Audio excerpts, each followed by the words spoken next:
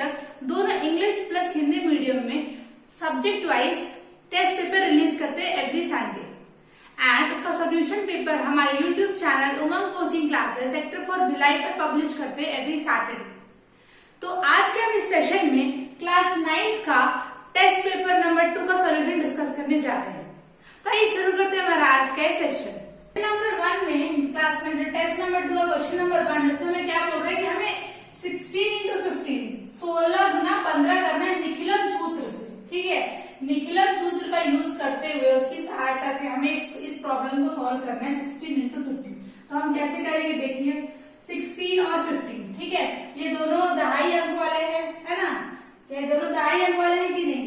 तो अब हम क्या चेक करेंगे कि ये जो 16 है इसमें और 10 में कितना अंतर है, 6 का अंतर है ना, और 16 और 15 में कितने का अंतर है, 5 का अंतर है। ठीक है, 16 और 6 में 16 और 10 में 6 का अंतर है और 15 और 10 में 5 का अंतर है। अब हमें क्या करना होगा, अब हम इस अंक को 6 और 5 को गुना कर देंगे। 6 गुना 5 कितना आ गया हमारा 30। ठीक है, और अब हमें क्या करना होगा, अब ये तो हमारे उत्तर का ये क्या हो गया, हमारा राइट साइड आंसर है ना, हमारे उत्तर का दायां भाग आ गया। अब दाएं भाग में भी हम सिर्फ एक ही अंक को रख सकते हैं, ये जो 3 होगा ये यहाँ पर कैरी हो जाएगा +3। आए आपको समझ में। अब देखिए अब क्या करना होगा हम लोग को, या तो हम 16 से 5 को जोड़ेंगे या 15 से 16 को जोड़ेंगे। ठीक है, जो आपका मन, जिसको आपको मन है उसको जोड़िए। मैं दोनों करके आपको दिखाती हूँ। अगर मैं 16 में 5 जोड़ती हूँ, ठीक है, और फिर मुझे इस 3 को भी जोड़ना है, ठीक है, क्या हो जाएगा 16 + 5 + 3, या फिर क्या कर सकते हैं हम 15 + 6 + 3, 15 + 6 + 3 किया हमने। अब हमारा उत्तर क्या आएगा बताइए, 16 + 5 + 3 करने से मेरा आंसर क्या आता है, जल्दी बताइए हमें, 24। और 15 + 6 + 3 करने से मेरा उत्तर क्या आता है, 24। ठीक है, तो यही मेरा कहने का मतलब था कि मैं किसी भी एक साइड के अंक को ले सकती हूँ, या 16 और 5 को लूंगी या 15 और 6 को लेंगे। ठीक है, अब हमारा आंसर क्या है, हमारा उत्तर क्या है, देखिए मुझे उत्तर का एक पार्ट तो मिल गया था 0। अब इधर वाला पार्ट क्या मिल गया मुझे, लेफ्ट साइड वाला पार्ट 24। तो हमारा उत्तर क्या आ गया यहाँ पर 240। ठीक है, 16 गुना 15 क्या आ जाएगा मेरा 240। ठीक है, इधर क्वेश्चन नंबर 1 ये डिस्कस करते हैं क्वेश्चन नंबर 2। अब सेकंड क्वेश्चन देखिए। सेकंड क्वेश्चन में मुझे क्या बोल रहा है, मुझे 95 स्क्वायर की वैल्यू बतानी है ना, यानी कि 95 वर्ग का जो क्या मान होगा ये हमें निकालना है। अब कैसे निकालेंगे देखिए, इसको हम क्या बोलते हैं, एक आदिकेन पूर्वेण मेथड से निकालेंगे। कैसे निकालेंगे देखिए, 95 गुना 95। अब हमारे उत्तर का दो भाग होगा। ठीक है, सबसे पहले भाग के लिए हम क्या करेंगे, 5 गुना 5 25 मिल गया। अब हमारे उत्तर का हमारा आंसर का लेफ्ट साइड क्या होगा, लेफ्ट साइड के लिए हम इस अंक को इस अंक में 1 जोड़ के गुना कर देंगे, यानी कि 9 अंक से 9 में 1 अंक जोड़कर हम इसे गुना कर देंगे। तो क्या होगा इसका आंसर, 9 × 9 + 1 10, यानी कि 90। मुझे मिल गया मेरे बाएं साइड का आंसर। तो मेरा पूरा टोटल आंसर क्या हुआ, 9025 9025। ठीक है, आया आपको समझ में। ये था क्वेश्चन नंबर 2। आइए सॉल्व करते हैं क्वेश्चन नंबर 3 को। नंबर 3 देखिए, क्वेश्चन नंबर 3 में मुझे x + 2 को x³ + 2x + 12 से डिवाइड करना, यानी कि भाग देना। तो हम कैसे करेंगे, हम सबसे पहले हम एक एक नंबर को पूरा काटते जाएंगे। ठीक है, आइए देखते हैं कैसे। x में मैं क्या गुना करूंगी तो x³ आएगा बताइए, क्योंकि मुझे पहले अंक को पूरा काटना है। ठीक है, तो मैं ऐसे ही अंक से गुना करूंगी जिससे x पूरा कट जाए। अब आपके को ऐसे ही कैसे जल्दी मिलेगा, आप x³ को x से भाग दीजिए, x 1 जा x² बचता है ना।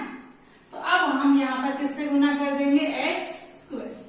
अब x² × x कितना आ गया मेरा, x³। x² × 2 कितना आ गया मेरा, +2x²। ठीक है, अब इसमें माइनस कर देते हैं तो साइन चेंज हो जाएगा, ये कैंसिल हो गया। अब यहाँ पर कितना बच गया बताइए, -2x² + 2x + 12। ठीक है, अब फिर हम वही प्रोसीजर फॉलो करेंगे। अब हम x में क्या मल्टीप्लाई करें तो -2x² आ जाए, है ना। अगर हम इसमें -2x का गुना करते हैं, कितने का, -2x, तो मुझे क्या मिलेगा यहाँ पर, -2x², फिर +2 × -2x -4x। ठीक है, अब फिर इसको माइनस कर देते हैं, साइन चेंज हो जाएगा, ये कैंसिल हुआ। अब इसको क्या करेंगे, +4 + 2x क्या आ गया मेरा, 6x + 12। इसे और फर्दर कट करते हैं। अब x में क्या मल्टीप्लाई करूं तो 6x आ जाएगा +6। ठीक है, तो क्या आ गया मेरा 6x + 2 × 6 12। फिर साइन चेंज हो जाएगा तो ये कैंसिल। लास्ट में रिमाइंडर क्या आया, शेषफल क्या आया, 0। यानी कि x + 2 को x³ + 2x + 12 से डिवाइड करने पर, भाग देने पर मेरा उत्तर क्या आता है, x² - 2x + 6। ठीक है, ये था क्वेश्चन नंबर 3। आई डिस्कस करते हैं क्वेश्चन नंबर 4।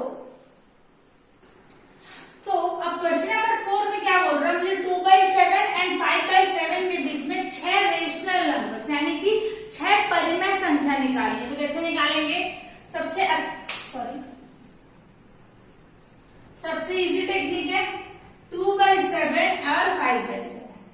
इसमें आप किसी भी बड़ी संख्या का गुना कर दीजिए, अंश में भी हर में भी, न्यूमरेटर डिनोमिनेटर दोनों में।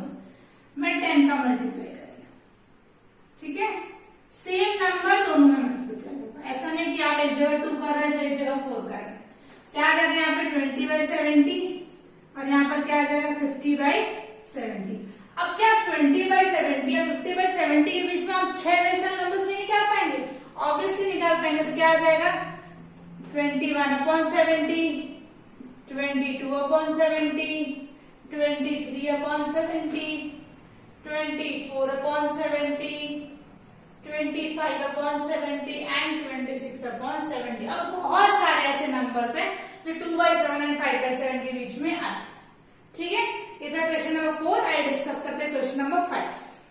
क्वेश्चन नंबर 5 देखिए, क्वेश्चन नंबर 5 में मुझे इस गिवन नंबर को p/q के फॉर्म में चेंज करना है। सेम क्वेश्चन नंबर 6 भी, इसलिए मैं साइमल्टेनियसली सॉल्व करूं ताकि आपको डिफरेंस समझ में आ जाए। ठीक है, यहाँ पर देखिए आप इसे कैसे करेंगे, हम इस इक्वेशन में 10 का मल्टीप्लाई करेंगे। किसका मल्टीप्लाई करेंगे, 10 का मल्टीप्लाई, तो मतलब दोनों साइड करेंगे, इक्वल्स टू के लेफ्ट हैंड साइड भी एंड राइट हैंड साइड भी। तो क्या आ जाएगा मेरा answer 15.5 bar is equals to 10 p/q। ठीक है, तो बिना मल्टीप्लाई किए मेरा इक्वेशन नंबर 1 था और मल्टीप्लाई करने के बाद मेरा इक्वेशन नंबर 2। ठीक है, अब मैं इक्वेशन नंबर 2 से इक्वेशन नंबर 1 को माइनस कर दूंगी। तो मेरा आंसर क्या आ जाएगा बच्चों, जल्दी बताइए।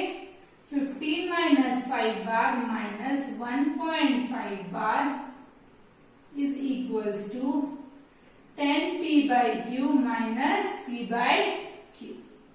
अब इसको माइनस करेंगे तो क्या आ जाएगा मेरा answer 14 is equals to 9 p/q। Yes और नो, तो p/q की वैल्यू क्या आ गई मेरी 14/9। ठीक है, तो ये था 5th वाला क्वेश्चन।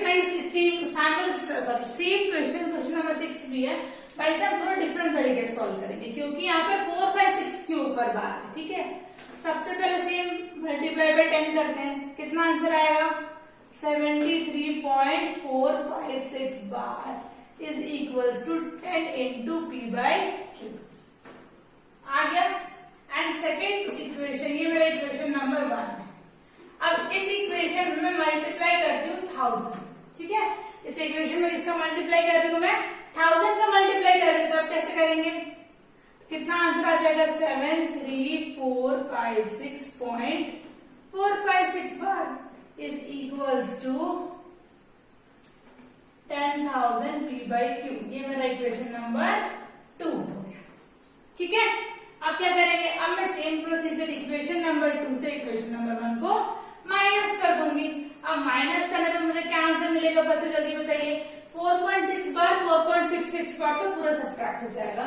और नेक्स्ट क्या करना पड़ेगा, 7 3 4 5 6 माइनस 73, कितना आ जाएगा answer?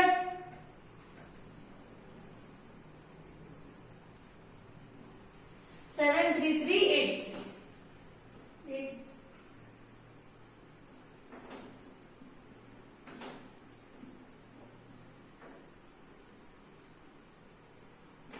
Is equals to 1000 minus 10 कितना आ जाएगा मेरा?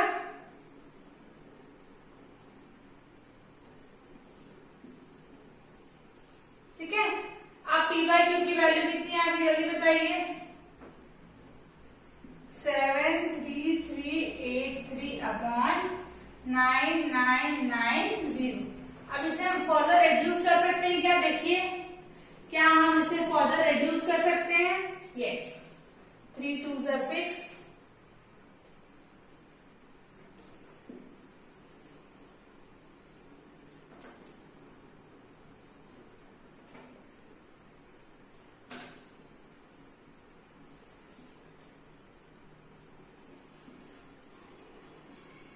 ठीक है, मेरा आंसर क्या आ गया?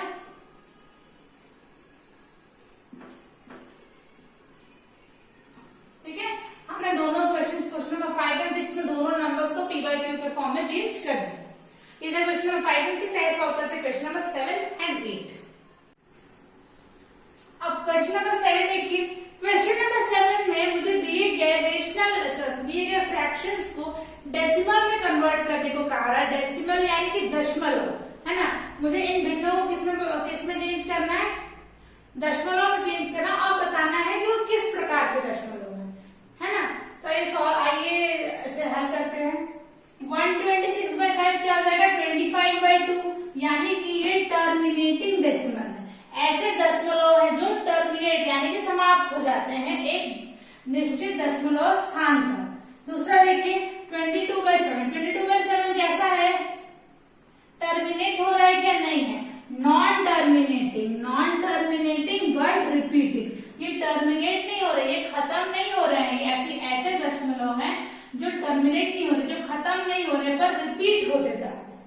ठीक है, और तीसरा देखिए 39.3 बार सेम, ये टर्मिनेट नहीं हो रहा है, नॉन टर्मिनेटिंग। कभी ये दशमलव ऐसे हैं जो खत्म नहीं हो रहे हैं पर रिपीट होते जा रहे हैं। ठीक है, इधर क्वेश्चन नंबर 7 और क्वेश्चन नंबर 8 देखिए। क्वेश्चन नंबर 8 में मुझे √2 को नंबर लाइन पे डिनोट करने को क्या बोल रहा है? √2 को नंबर लाइन पे डिनोट करना। आपको सिर्फ टेक्निक बता रही हूँ कैसे आपको सॉल्व करना है, बाकी आप राउंडर और कंपास के यूज से हेल्प से करेंगे। ठीक है, तो ये 0 यानी कि मिड लाइन नंबर लाइन का। नेक्स्ट आ जाएगा 1 2 3 4 एंड सो ऑन। ठीक है, अब आप देखिए 0 से 1 तक क्या है हमारा? 1 सेंटीमीटर। ठीक है, अगर मैं एक राइट एंगल ट्राइंगल ड्रॉ करूं जिसका जो बेस है वो 1 सेंटीमीटर हो और जिसकी जो हाइट है वो 1 सेंटीमीटर, तो मेरा जो डायगोनल आएगा वो क्या आ जाएगा? √2। ठीक है, फिर अगर मैं इस √2 को मेजर कर लेती हूँ तो मैं अगर उस √2 को नंबर लाइन पे मेजर करके पॉइंट आउट कर सकती हूँ कि वो √2 की वैल्यू कहाँ पर आएगी। बिकॉज √2 इज एक्चुअली 1.414, तो 1 से थोड़ा बहुत ज्यादा होगा, 2 से कम, तो 1 और 2 कहीं बीच में आने वाला है। ठीक है, तो कैसे करेंगे? सबसे पहले ये हमारा बेस हो गया। अब मैं 1 पे एक परपेंडिकुलर ड्रॉ करूंगी। ये मेरा परपेंडिकुलर हो गया। ठीक है, ये मेरा परपेंडिकुलर मैंने ड्रॉ कर दिया। अब कैसे करेंगे? अब यहाँ पर मैं 1 का बेस लूंगी, मतलब मेरा जो रेडियस रहेगा राउंडर में 1 सेंटीमीटर रहेगा। अब 1 सेंटीमीटर का रेडियस लेकर मैं यहाँ पर एक आर्क कट करूंगी। ठीक है, मैंने एक आर्क कट किया, मैं इसको ज्वाइन कर दूंगी यहाँ पर। ठीक है, अब मेरे को ये मेजर करना है कि ये 0 से लेकर पॉइंट A तक कितना डिस्टेंस है। बिकॉज यही डिस्टेंस है जो वो है जो क्या है? √2 की वैल्यू है ना। इसको मेजर करके हम यहाँ पर 0 पॉइंट से आर्क कट करेंगे। जहां पर ये कट होगा वो √2 की वैल्यू हो जाएगी, यानी कि जो डिस्टेंस है वो क्या हो जाएगा हमारा? √2। ठीक है, आया आपको समझ में? Question number 8। इसको इसी प्रकार आपको राउंडर स्केल के यूज से आपको इसको ड्रॉ करना है। एंड स्टेप्स ऑफ कंस्ट्रक्शन, यानी कि आपने इसे कैसे बनाया ये भी आपको क्लास 9 टेस्ट नंबर 2 का सारे solution, that is question number 1 से लेकर क्वेश्चन नंबर 8 तक हमने सारे क्वेश्चन सॉल्व कर लिए हैं। अगर आपको फिर भी कोई डाउट या कोई क्वेरी हो तो उसे आप हमें कमेंट बॉक्स में जरूर मेंशन करें। अपने क्वेश्चन पेपर को सॉल्व करें और गिवन नंबर 7999732620 पर जरूर चेक करवाएं। अगर आपके पास हमारा क्वेश्चन प्रोवाइड नहीं हो पा रहा है तो अपना फोन नंबर कमेंट बॉक्स में जरूर छोड़ दें। Thank you and have a beautiful